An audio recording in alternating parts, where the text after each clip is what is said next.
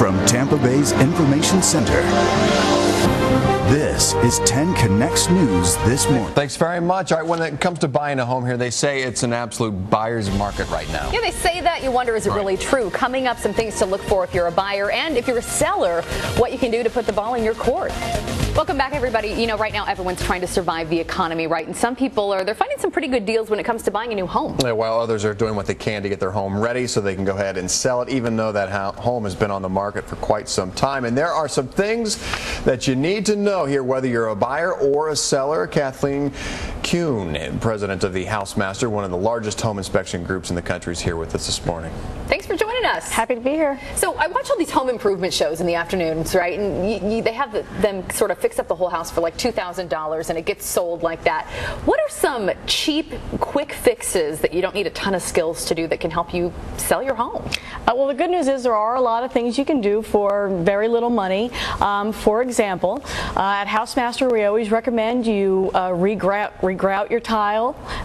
Tile, bathrooms, kitchens, very important features of the home. And if the tile or grout is not in good condition, it is a really big buyer turnoff, but a very easy thing to do and very inexpensive. So that's one example.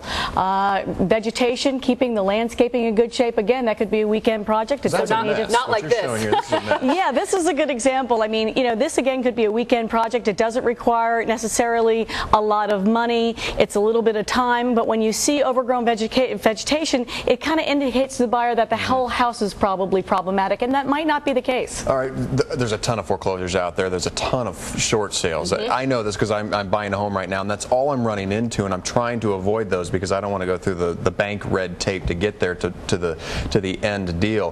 What should people look for if they are trying to buy a foreclosed home? Well, there are a lot of great deals out there. Foreclosures are great. Short sales are another opportunity, but there's nothing short about a short sale. No. And you are at the mercy of the bank. You'd think the banks would want to be getting rid of these properties quickly, but they're not very efficient. They're really overloaded with handling it. So I think the big thing is to be patient.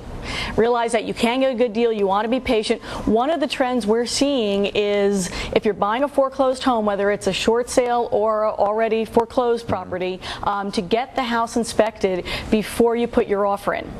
This way you have the information on the condition of the house, you can put in a lower offer, you can justify the lower offer, and if the bank says no, you can move on to the next property.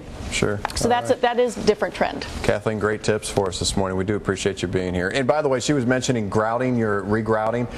Next week I have, you've seen the Keeping Up with the Joneses that we've started here. I'm actually showing you how to regrout. So I was going to say, you're a pro over here. He's like a regular handyman, Kathleen. Yeah, so stay tuned for that tip coming up. Thanks for being with us. Happy to be here. All right, send over to Chris now. Hey, Chris. Okay, Ginger.